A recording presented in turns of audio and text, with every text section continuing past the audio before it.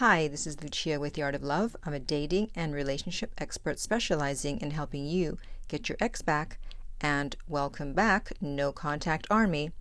Today I'm going to be reading comments of people who broke no contact. They were not good no contact soldiers, and the results were not positive. I actually did another video, part 1 of no contact horror stories a few years ago, and that was the only one I did because I prefer to focus on the positive. So I've been putting out no contact success stories as inspiration to stay in no contact. But I think once in a while it's good to have a reminder of what happens if you do break no contact for the most part. And before I read these comments, I want to remind you to be sure to subscribe so you don't miss out on any future videos, and to check out my new book, No Contact Secrets, which will help you to stay in no contact, and that is available at nocontactsecrets.com. All right, let's get started. The first one says, don't do it. I did, and he responded with a text intended for some other woman. I've been crying for 26 hours. Listen, please, it hurts even more than no contact. I know it sucks, but don't be a fool like me. So she had to learn the hard way, unfortunately. The next one. I broke no contact after a month. I only asked him why he dumped me. Only. That's a big question. Only. You think it's just because it's one question. It's just the fact that you're even asking that question. And asked for some closure, just as friends. He did not reply. It's been 5 months since I sent that message and still nothing. So, well, there's your answer. There's your closure. The next one is a little longer. I'm going to tell you folks my experience breaking no contact so you won't do it. I broke no contact after 4 months because she was stalking my social media every day even though she didn't follow me, so I thought I had a chance. Found out my ex was dating and hooking up with some new dude in these 4 months, and she tried to friend zone me. When I told her I won't be just friends, she manipulated me by telling me how much she missed me, remembering our times together, even flirting with me while rebounding. She even told me to leave someone I dated for a few weeks and she would dump the new guy. We've been talking for a couple of weeks, and instead of meeting in person with me, which, by the way, is the #1 way to know if someone is really serious about getting back with you, she has been with this other guy, sleeping with him. I tried to confront her because of that, but in the end, I blocked her everywhere. So, no contact is 100% guaranteed now. She played me like a fool, and just because I allowed her by breaking no contact and asking her for a new chance. I lost her, maybe even pushed her into the other guy's arms, and lost a date I was meeting at that point. Don't break no contact. Yeah, well, the thing is, you shouldn't have agreed to anything. You shouldn't have agreed to dump the other girl until she met up with you. You gave in way too quickly. So if someone is flirting, then you got to see if they're willing to meet up with you. And if they're not, then they're not serious about getting back together. The next one is, I saw something on Instagram and I snapped and blew up his cell, and he said we don't have chemistry and that he doesn't want to pursue a relationship. It was a mutual breakup. There's no such thing as a mutual breakup. It sounds like he broke up with you. But now he's saying he doesn't see a future with me. He's hurt me so many times and I've always been understanding. Did I lose him? Well, at this point, it certainly sounds like you did. You know, that's why if you cannot control yourself, if you're going to see something on social media, then you need to either unfollow or block them.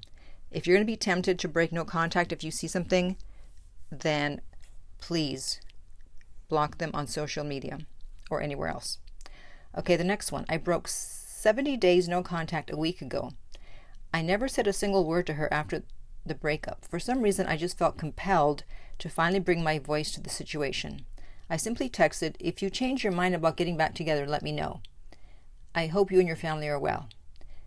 I immediately went back into no contact. I haven't heard a word back. No contact mistake? You bet. Honestly, however, I felt like I needed to say that to her so I could move on. I don't expect to hear anything back, but who knows? I'm ready to be happy again, and I'm finally moving on. You felt compelled to bring the voice. Don't bring your voice. Bring your silence to the situation, not your voice.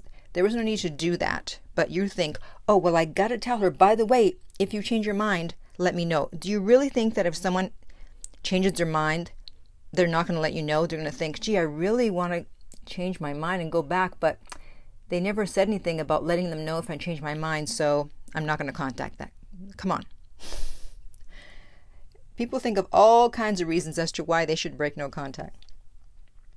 Okay, the next one says, I was on day 3 of no contact and messed up and texted him that I missed him and wanted him back, and then sent messages how upset I was and how everything affected me. It was bad. He read them and never texted back. Yep, that's what happens. Today I texted him that I was sorry for last night. I was in my feelings, and good luck to him because he has a test to get into some welding company. He read it with no reply again. Going back to no contact. Now I'm sure it's over forever. I texted an apology today to see if he blocked my number. Oh my God. So you're making the classic mistake of thinking that when someone breaks up with you, they're interested in your feelings. They're not interested in you. They're not interested in your feelings. I'm sorry to be so harsh. They don't care what your interest level is. So telling them that you miss them and want them back, what's in it for them? They only care about their interest level. And if they're not interested in you, then they are not going to get back with you. The next one says, my ex-girlfriend called me after 5 months of no contact. I let her call me 3 times in a row before I answered. We small talked and then I got off the phone. I saw her in person after that. We have mutual friends. And she lit up like a Christmas tree when she saw me and was blushing and smiling. Fast forward, I texted her 2 weeks later and she didn't respond. I won't be reaching out again. Well, the mistake you made was that you did not wait until she left a message. You figured that, oh, well, she called 3 times, so I'll respond. No, this is why you wait until they leave a message. She needed to either leave a voice message or text you. I don't care if they call 100 times. Why aren't they leaving a message? Okay? Next one. I broke no contact. First 2 days, he was very good with me. Then from the 3rd day, he friend-zoned me and started flirting with my friend. He told that to me to my face. Wow. He stopped calling me. Yikes.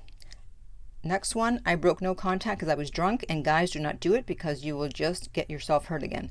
Yes, if you can't, this is why you don't want to have their number in your phone, because if you're tempted to contact them when you're drunk or when you're not drunk, and then if their number isn't there, you can't do it.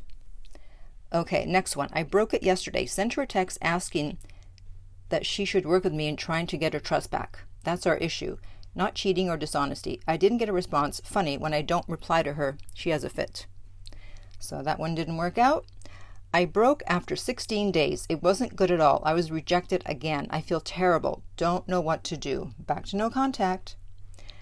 I messed up last night. 3 months, no contact. Messaged her and she did respond, but I hate myself for doing it, especially knowing she's with another guy. Yeah, I mean, if they're dating someone else, what's the point? What's the point, really? And finally, the last one. I went no contact for 2 weeks with a girl I was seeing.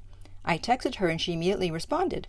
We talked a bit and set a date. The date came and she flaked, but proposed we do it another time. That day came, she flaked again. I told her to call me or text me. She called me the next morning, and when I answered, she hung up. Wow. That was the last contact I had with her. Why would you tell her to call you or text you after she flaked? When someone flakes, it's up to them to then try to see you again. It's not up to you to tell them to call you or text you. So hopefully, in listening to these, you guys, you've been inspired to not break no contact. Hopefully I've scared you enough that you will not break no contact. But if you're on the verge of breaking it, you can always do a coaching session with me. Contact me at theartoflove.net. The direct link is below. And please comment below and let me know if you have reached out to your ex and what happened. Was it a positive response or a negative response? We are all very curious. And in the meantime, if you are listening on YouTube, remember to like, subscribe, and share. If you're listening on iTunes, I would appreciate if you would rate and review the podcast. And finally, remember that love inspires, empowers, uplifts, and enlightens.